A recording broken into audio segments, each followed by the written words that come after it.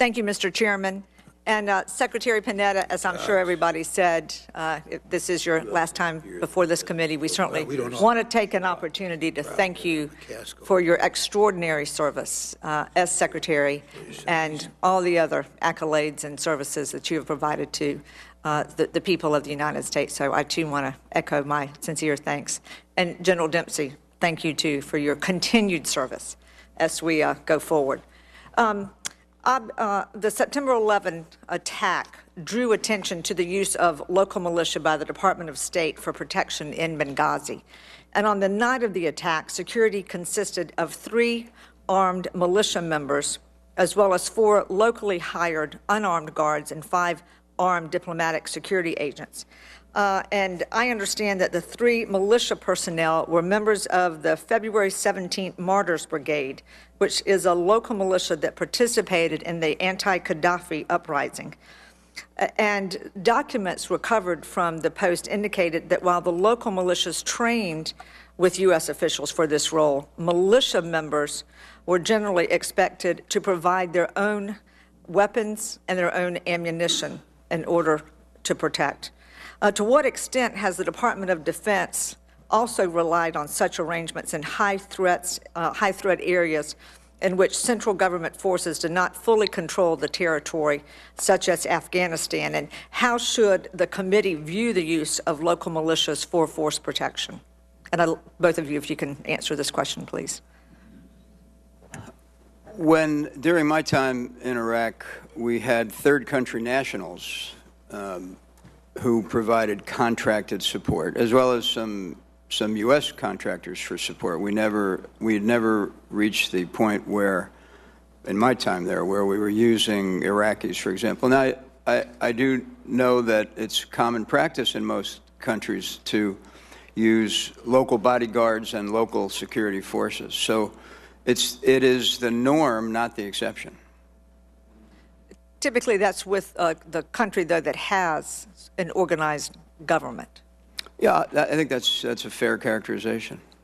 It's something you see in tribal societies, obviously, and we see that in Afghanistan, where they've developed local militias in some of the different areas to provide security. And I think the key there is that sometimes it works very well as a way to secure that community, depending on the quality of the militia involved, and sometimes it can get out of control. Secretary Panetta, in your opening statement, you suggested the department is looking at how you can assist in the development of host nation forces using a range of security assistance authorities to train and equip these forces.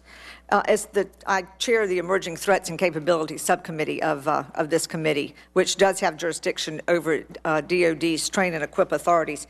And I'd be interested in hearing whether you think DOD currently has the authority to conduct these training operations, or whether you would need to seek new authorities.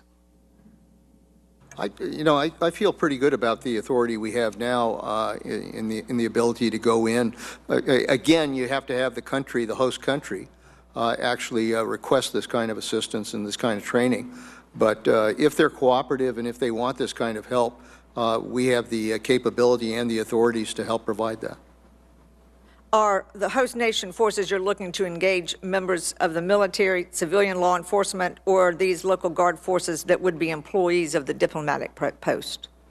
We can work with whatever security forces that particular country wants to get trained. We can help provide the training necessary, and it's kind of up to the country as to just exactly what kind of security they're going to provide around an embassy.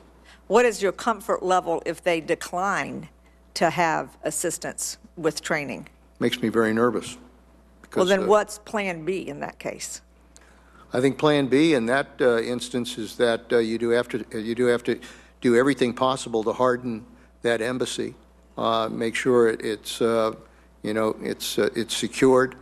Make sure that we have the Marines in place to try to provide additional security. Make sure that they have the additional security hired with the embassy to protect it in that event, and make sure that we have the ability to respond quickly if we're asked to be able to go in and do what we have to do to help those that are located in the embassy.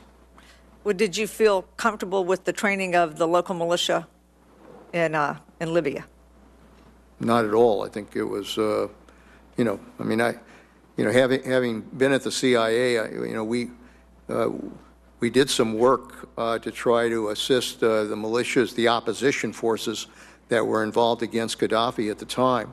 But, as usual in this instance, these are groups that are pretty dispersed and represent a number of different opposing elements that, it's not a well-coordinated opposition, and I think that was the case with the militias.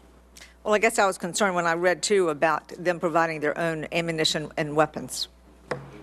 Good, yeah. It's not. Libya, as we've pointed out, these countries that are going through the transitions that have taken place since their various revolutions, one of the areas that's hurting is the quality of their ability to provide security to the embassies that are located in their country. That's a problem that we're having to confront more and more in that part of the world. We certainly need to take in mind, as I'm sure you do, the safety and security of our embassy personnel, first and foremost. A variety of organizations have been named in media reports as responsible for the attack against our U.S. facilities in Benghazi, and more recently on the BP facilities in Algeria. And some of these organizations are familiar names, but others, such as the Ansar al-Sharia, are not well known. Of the violent extremists operating in North Africa, are there any groups or individuals the Department of Defense has designated as eligible for targeting under the authorization for use of military force? And also, how is such a determination made? Well, obviously, Al-Qaeda and its affiliates are at the top of the list. Right. And if it's Al-Qaeda and Al-Qaeda related, then obviously we do have authorities to be able to go after them. But in order to do that, you have to identify who the individuals are, what is the threat that they constitute, and the lawyers then review that and determine whether or not that's somebody who can actually be targeted. And there are a handful of high-value individuals or high-interest individuals who have been designated.